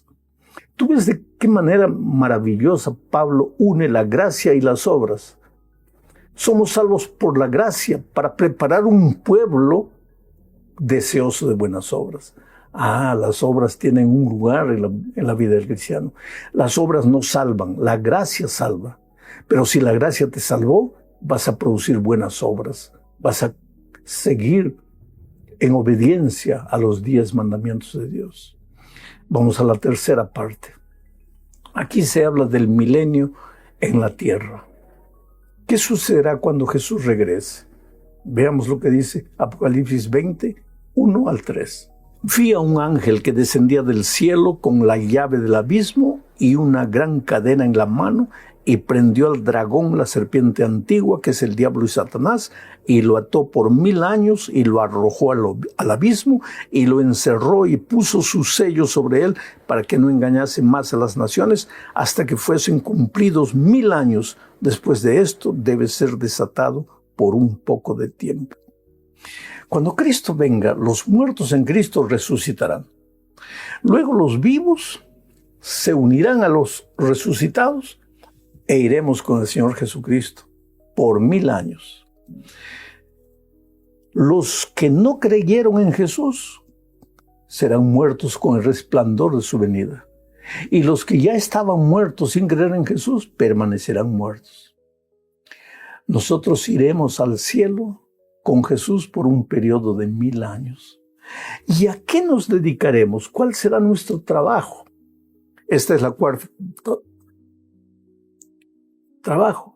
cuarta parte de nuestro estudio bajo el subtítulo del juicio en el milenio. Mira lo que dice Apocalipsis 20, 4 y 6. Y vi tronos, y se sentaron sobre ellos los que recibieron facultad de juzgar. Y vi las almas de los decapitados por causa del testimonio de Jesús y por la palabra de Dios, los que no habían adorado a la bestia ni a su imagen, y que no recibieron la marca en sus frentes ni en sus manos, y vivieron y reinaron con Cristo 1000 años. Bienaventurado y santo el que tiene parte en la primera resurrección. La segunda muerte no tiene potestad sobre ellos, sino que serán sacerdotes de Dios y de Cristo, y reinarán con él 1000 años. ¿Qué es lo que entendemos aquí? Voy a hacer un resumen nuevamente. Cuando Cristo venga, los muertos en Cristo resucitarán. Los vivos que fueron fieles al Señor Jesucristo y a su palabra se unirán con los resucitados e irán durante 1000 años al cielo. Los muertos que no creyeron en Cristo permanecerán muertos, y los vivos que no creyeron en Cristo morirán con el resplendor de su venida. El diablo prácticamente estará preso por las circunstancias, no tendrá a quién engañar, no tendrá a quién seducir, estará preso no con cadenas, sino preso por las circunstancias. La tierra desolada, vacía. ¿Y qué harán los redimidos en el cielo? El texto bíblico que acabo de leer dice que se abrirán los libros y ellos revisarán. ¿Por qué? Porque algunas personas que tú piensas que se salvarán no estarán allá, y algunas que tú pensabas que se perderían estarán allá. Y entonces, para aclarar cualquier duda, tú tendrás la oportunidad de revisar los libros. A eso se llama el juicio del milenio. No es un juicio que determina nada, es un juicio que comprueba por qué las cosas fueron como fueron. 1000 años. Al terminar los 1000 años, pues Dios decide traer la santa ciudad a la tierra, porque nuestro verdadero hogar será en esta tierra. En el cielo estaremos solamente 1000 años. Volveremos, pero ahí, en esta tierra, los muertos de todas las edades resucitarán. A eso se llama la segunda muerte.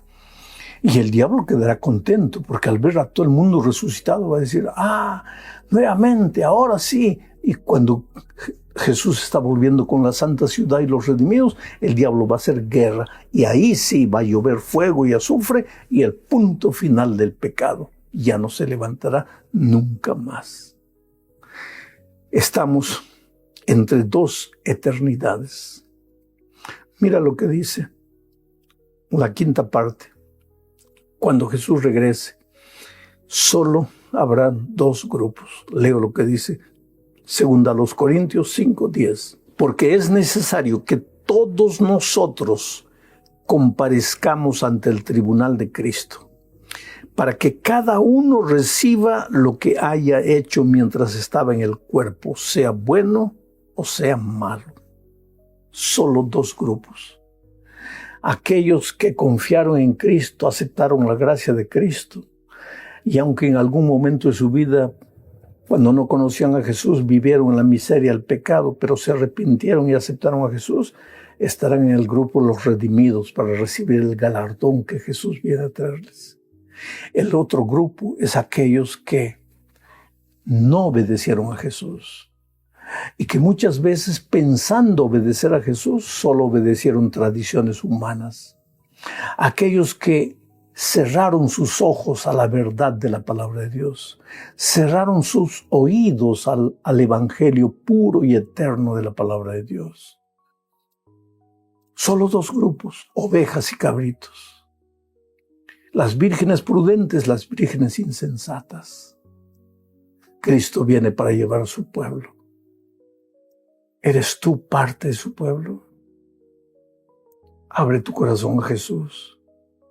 Entrégale tu vida. Oh querido, no se trata de esta es mi iglesia, la tuya es esta, yo defiendo mi iglesia, tú defiendes. No se trata de eso. Se trata de abrir los ojos a la palabra de Dios y seguir lo que la palabra de Dios dice y hacer caso a la voz del Espíritu Santo que te habla. Que Dios te bendiga ricamente. Si no nos vemos nunca en esta tierra, yo quisiera verte un día en el reino de los cielos. Un gran abrazo. Felicidades. Hola mis amigos queridos, qué alegría poder conversar una vez más y conversar de asuntos de la Biblia. Sabes, me emociono, de veras me emociono cada vez que leo los comentarios, cómo hay personas que tienen tanta confianza en Dios, en la oración, que colocan ahí sus pedidos de oración e inmediatamente otras personas intervienen diciendo que van a atender ese pedido, van a orar por él, animando, dando palabras de fuerza para las personas que necesitan ánimo. Y siempre digo por eso, somos una gran familia, una familia enorme, esparcida por tantos países del mundo. Tu participación es importante, una palabra que tú colocas ahí para alguien que está afligido, para alguien que dice que está desesperado, para alguien que quiere volver a la iglesia pero no puede, y tú entras ahí y dices, ánimo hermano, vuelve. Y a veces si tú también un día estuviste lejos de la iglesia, colocas, oye, yo también estuve. Eso ayuda mucho, eso une nuestra familia, una familia que un día vamos a conocernos personalmente todos en el reino de los cielos. Bueno, vamos al estudio de la lección 9 para el 31 de agosto del año 2024. El título de la lección es Controversias en Jerusalén. Esta semana estamos ya entrando a la última semana del ministerio de Cristo en esta tierra. La vida de Jesús fue una vida llena de controversias durante sus 3 años de ministerio. No que él buscase esas controversias, sino que los judíos, los líderes especialmente, los dirigentes, lo seguían no para aprender, lo seguían, y eso nos recuerda a mucha gente que hoy también no escucha, no asiste a un mensaje porque quiere aprender, sino porque quiere criticar, porque quiere encontrar alguna falla, algún error. Y es impresionante que el otro día yo encontré una persona que me dijo, pastor, yo soy una de esas personas que escuchaba hablar bullón, y un día entré a la página para ver ¿qué hablan tanto? Y mi objetivo no era aprender, mi objetivo era encontrar un error para inmediatamente apuntar el error. Pero el Espíritu de Dios me tocó, me rendí y me entregué al Señor Jesucristo. Bueno, así son las cosas maravillosas con Dios. Bueno, los dirigentes vigilaban a Jesús, escuchaban sus palabras, porque querían encontrar un error para comprometerlo o con los judíos o con los romanos. Pero ellos estaban siempre ahí tratando de desacreditar al Señor Jesucristo. Vamos a entrar entonces a esta lección porque en el capítulo 11 de Marcos encontramos muchas de esas controversias. Pero el capítulo 11 no empieza con las controversias, en realidad empieza con lo que llamamos la entrada triunfal de Jesucristo a Jerusalén. Jesús estaba allá arriba en el monte en el monte Getsemaní. Al lado estaba una ciudad pequeña llamada Betfagé.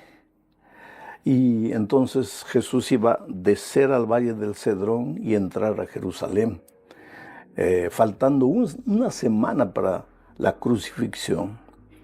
Entonces el texto bíblico dice que el Señor Jesucristo envió a 2 discípulos suyos a buscar un pollino, un burrito que nunca había sido montado. Leo lo que dice Marcos capítulo 11, versículos 2 y 3. Dice así: y les dijo: id a la aldea que está enfrente de vosotros, y luego que entréis en ella hallaréis un pollino atado, en el cual ningún hombre ha montado. Desatadlo y traedlo. Y si alguien os dijere: ¿por qué hacéis esto?, decid que el Señor lo necesita y que luego lo devolverá. Solo en este texto podríamos detenernos para comentar los 22 minutos de este comentario.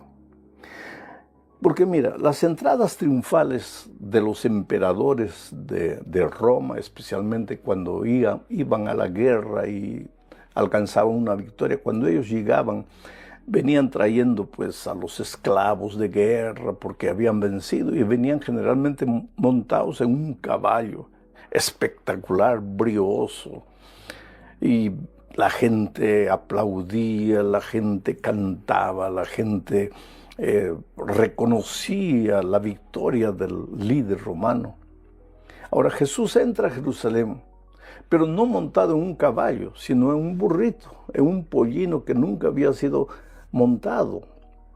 Entra de manera humilde, completamente contrario a la manera como los emperadores entraban a sus ciudades cuando venían de la guerra después de la victoria.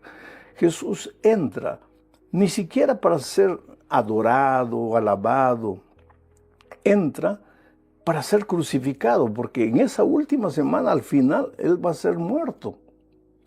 Pero Jesucristo ahora ya explícitamente revela su identidad, su misión. Él acepta la adoración, los aplausos, las palmeras que la gente agitaba, homenajeando al Rey de Israel. Solo que la gente, la mayoría de ellos, creían que ahora había llegado el momento en que Jesús se iba a manifestar como el libertador del poder de Roma. Pero Jesús estaba entrando para libertar al pueblo del poder del pecado con su muerte en la cruz del Calvario. Entonces es interesante que esta entrada del Señor Jesucristo a Jerusalén ya había sido profetizada por el profeta Zacarías. Leo lo que dice el capítulo 9, versículo 9 del profeta Zacarías. Siglos antes ya estaba profetizada la entrada de Jesús a Jerusalén. Leo el texto, dice: alégrate mucho, hija de Sión, da voces de júbilo, hija de Jerusalén. He aquí tu rey vendrá a ti, justo y salvador, humilde y cabalgando sobre un asno, sobre un pollino, hijo de asna. ¿Tú te das cuenta cómo milimétricamente se cumple la profecía de Zacarías con la entrada de Jesús? Jesús entra con humildad, pero ya revela de alguna manera su autoridad. Él no es cualquier ser humano, Él es el Dios hecho carne. Es verdad que vino para morir, pero es el Dios, tiene autoridad. Por eso le dice a los discípulos: vayan y traigan a un pollino. Porque en realidad todos los pollinos del mundo, todo el oro, toda la plata, todos los animales, inclusive todos los seres humanos, le pertenecemos a Él. Él es el creador. Y el Señor le dijo a los discípulos: y si ellos, los dueños, les dijeran: oye, ¿qué están haciendo? ¿Por qué están llevando el pollino? Díganles: el maestro ha pedido, ha ordenado, pero Él lo va a devolver. Y es interesante, cuando esos dueños del pollino dieron el pollino para el Señor Jesucristo. Ellos no sabían que el Señor Jesús les iba a devolver, no solo al pollino, el Señor Jesús devuelve mucho más en abundancia. Entonces, cuando tengas que dar algo al Señor Jesús, dalo sin miedo, porque Él te devolverá y te devolverá doblado, triplicado, cuadruplicado, elevado a la infinita potencia. Vamos a la segunda parte del estudio, analizando el caso de la higuera sin frutos. Al día siguiente de la entrada del Señor Jesucristo a Jerusalén, porque ese día Él entró, llegó hasta el templo, miró el templo, no dijo nada, no hizo nada, simplemente se retiró. Pero al día siguiente se retiró a Betania, a dormir en Betania. Distaba más o menos 5 kilómetros de Jerusalén. Pero cuando estaba regresando a Jerusalén, sucedió algo de Betania, sucedió algo interesante. Leo lo que dice Marcos 11, 12 al 14. Al día siguiente, cuando salieron de Betania, tuvo hambre, y viendo de lejos una higuera que tenía hojas, fue a ver si tal vez hallaba en ella algo. Pero cuando llegó a ella, nada halló, sino hojas, pues no era tiempo de higos. Entonces Jesús dijo a la higuera: nunca jamás coma nadie fruto de ti. Y lo oyeron sus discípulos. Pero hay algo interesante. Al día siguiente, volvieron a caminar por ese sendero, porque Jesús maldijo la higuera. Él estaba con hambre. Llegaron, la higuera estaba frondosa, llena de hojas verdes, ramas. Debería estar llena de frutos, porque aparentaba tener frutos. Y cuando Jesús llegó, no tenía nada. Al día siguiente, cuando pasaron por ahí, la higuera estaba seca. Y los discípulos le dijeron: mira, tú maldijiste a la higuera y ahora la higuera está seca.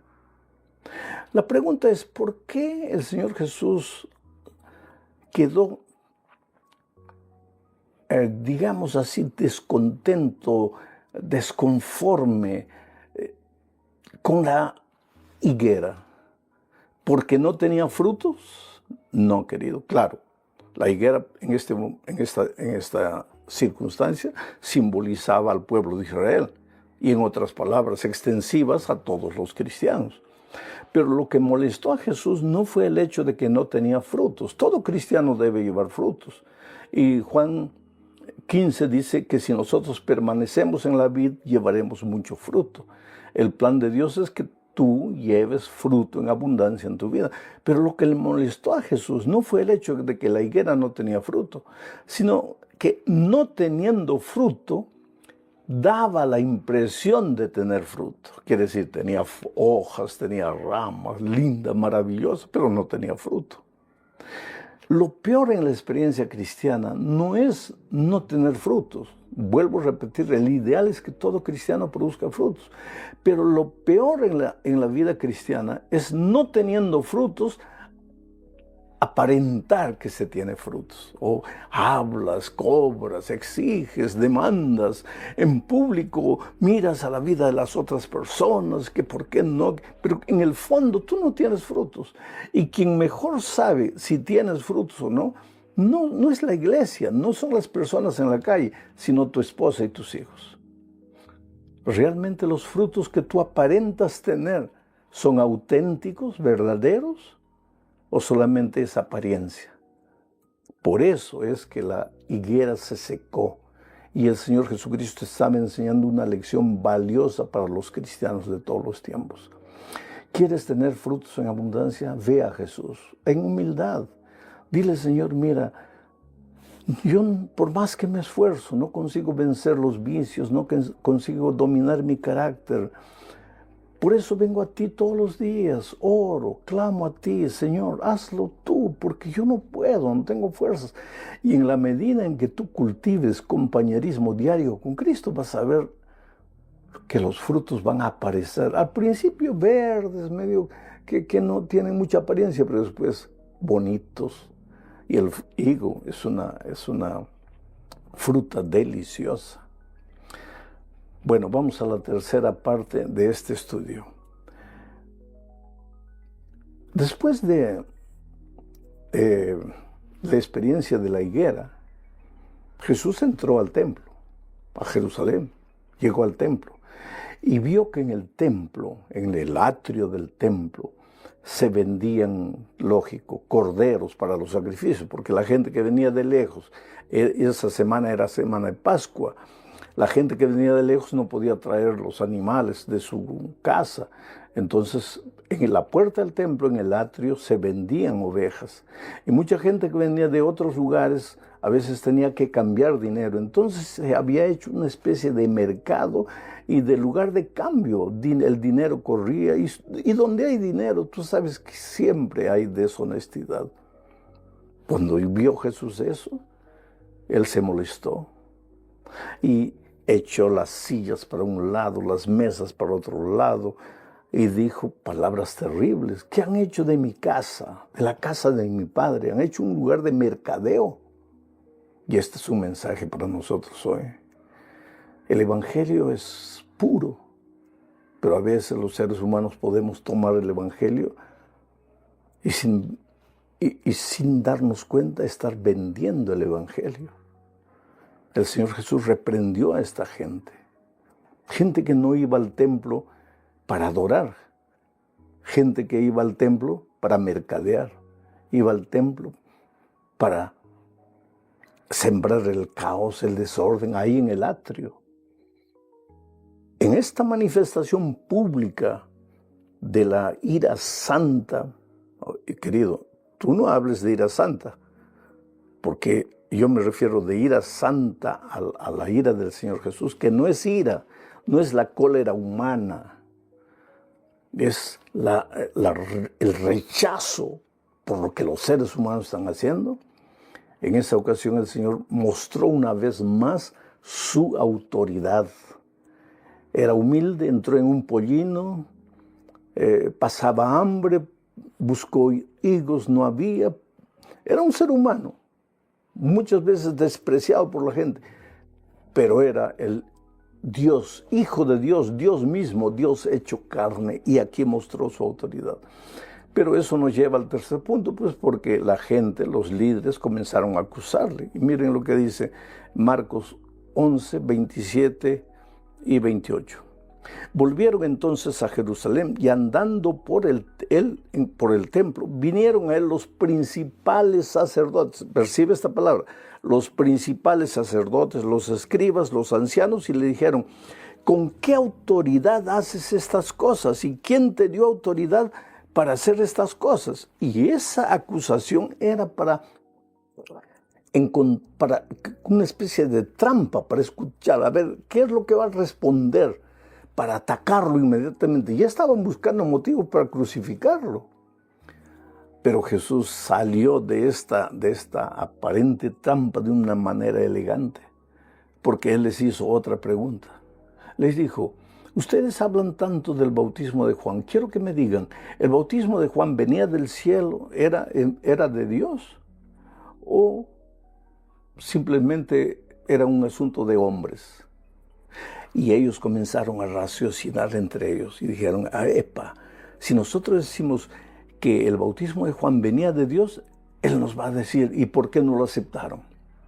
Y si le decimos que era de hombres, el pueblo todo se va a volver contra nosotros, porque todo el pueblo cree en Juan como un profeta de Dios. Entonces dijeron: no sabemos. Se quedaron callados, no sabemos. Y el Señor Jesucristo le dijo: ustedes no quieren responderme, entonces tampoco yo les voy a decir con qué autoridad hago esto. Y no es que Jesús no tenía la respuesta, Él era el Hijo de Dios, el Dios encarnado. Pero lo que quiso hacer es exponer a los líderes judíos delante del pueblo, para que el pueblo entendiese. Porque el pueblo querido, el pueblo humilde, de alguna manera estaba vislumbrando al Señor Jesucristo como el Dios encarnado. Cuando lo adoró, tal vez lo buscase por los propósitos equivocados, por los milagros, por los panes, por los peces, pero en el fondo ellos veían que Jesús no era cualquier ser humano. Y entonces el Señor Jesucristo salió de esta situación difícil. Vamos a la cuarta parte. Más controversias, o sea, trampas para prender a Jesús. Leo Marcos 12, 15 al 17. Pero antes de eso explico las circunstancias. Vinieron los judíos y uno de ellos se acercó y le hizo una pregunta. Señor, respóndenos una pregunta. Ya que no quisiste respondernos la otra, respóndenos esta. Y le mostró una moneda y le dijo, ¿debemos pagar impuesto al poder de Roma? ¿Es lícito pagar impuesto al poder romano? Ahora mira la astucia de estos líderes. Ellos decían, si él dice que es lícito, quiere decir que él está contra el pueblo judío. Y si él dice que no es lícito, entonces lo acusamos delante del poder romano diciendo que es un subversivo que está diciendo al pueblo que no pagó impuestos. Quiere decir, cualquier cosa que Jesús dijera, en la opinión de ellos estaría equivocado. Pero Jesús hizo otra cosa. Y aquí leo el texto. Mas él, percibiendo la hipocresía de ellos, porque cuando hacían preguntas no era porque querían aprender, eran hipócritas, Jesús les dijo, ¿por qué me tentáis? Traedme la moneda para que la vea. Ellos se la trajeron y les dijo, ¿de quién es esta imagen y la inscripción? Ellos le dijeron, de César. Respondiendo Jesús les dijo, dad a César lo que es de César y a Dios lo que es de Dios. Y se maravillaron de él. Dad a César lo que es de César y a Dios lo que es de Dios. Y ese es un principio para el pueblo de Dios. Querido, cuando llegan las elecciones, dad a César lo que es de César. Ve a votar.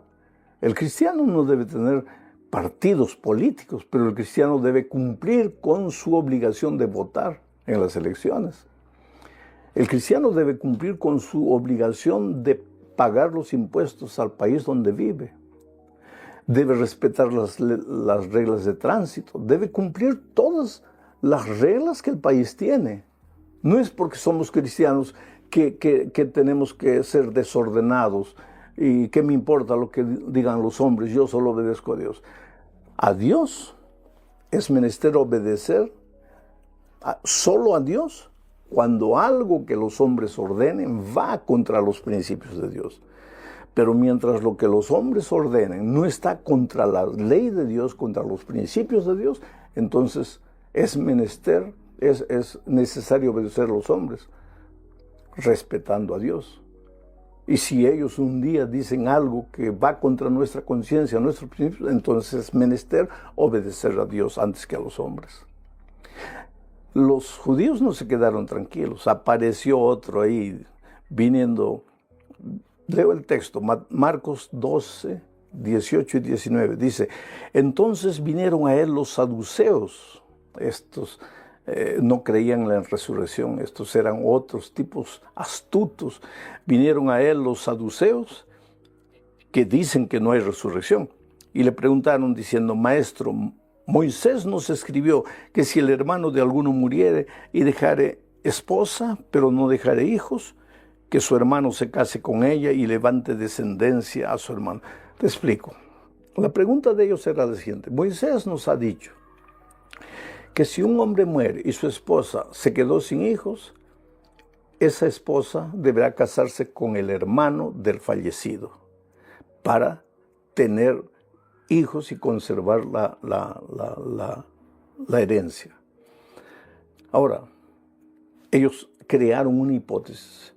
Vamos a decir que un hombre muere, la esposa se casa con el hermano, ese hermano muere, la esposa se casa con el otro hermano, ese hermano también muere, la esposa se casa con el otro hermano.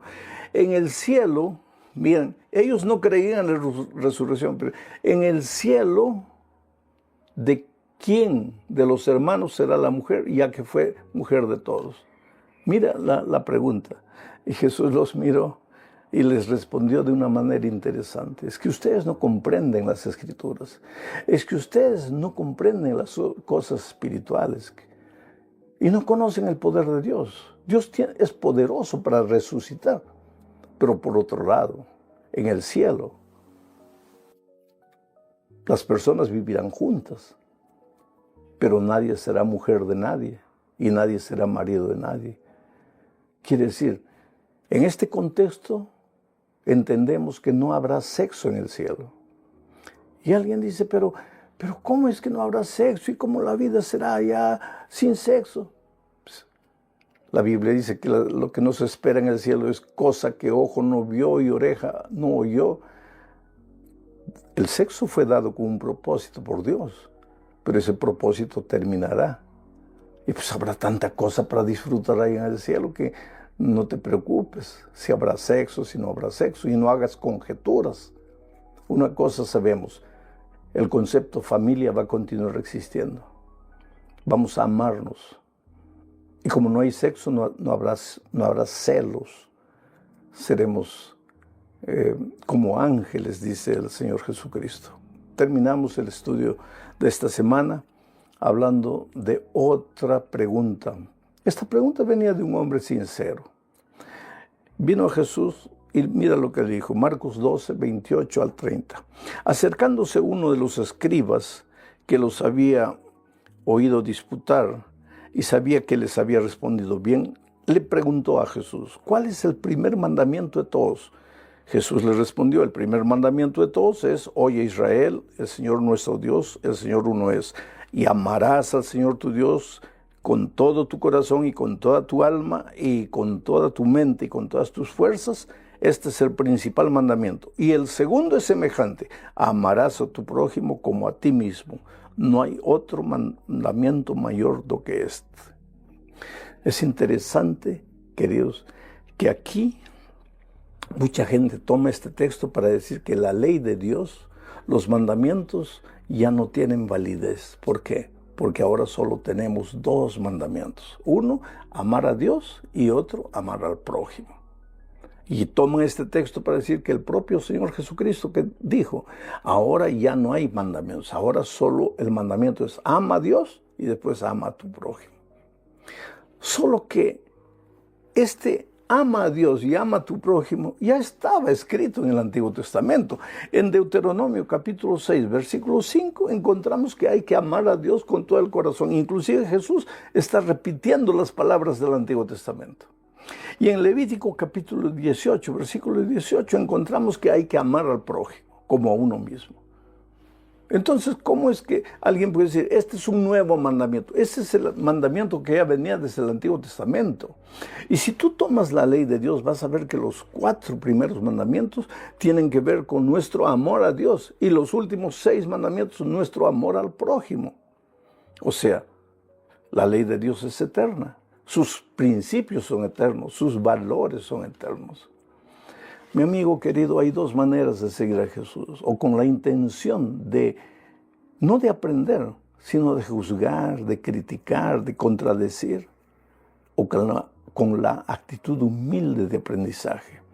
Bienaventurado eres si deseas aprender, porque las bendiciones se van a multiplicar en tu vida. Aprender es crecer. Solo se aprende a los pies de Cristo, abriendo la palabra de Dios. Y cuando tú abres la palabra de Dios, estás en comunión con Jesús y el carácter de Jesús se refleja en tu vida cada día. Un abrazo, que Dios te bendiga, muchas bendiciones en estos días. Hoy es domingo, ayer fue el Santo Sábado del Señor. Hoy estamos iniciando una nueva semana y pues que Dios te bendiga. Si tienes un examen, no tengas miedo. El Espíritu de Dios te va a ayudar a recordar todo lo que tienes que responder. Si tienes una entrevista, va con Jesús. Lleva tu currículum, pero Jesucristo adelante, tocando la puerta, el corazón de las personas. No tengas miedo. Si estás enfermo, esta enfermedad no es de muerte. Tú te vas a levantar. El Señor Jesucristo es poderoso. Confía en Él. Un abrazo.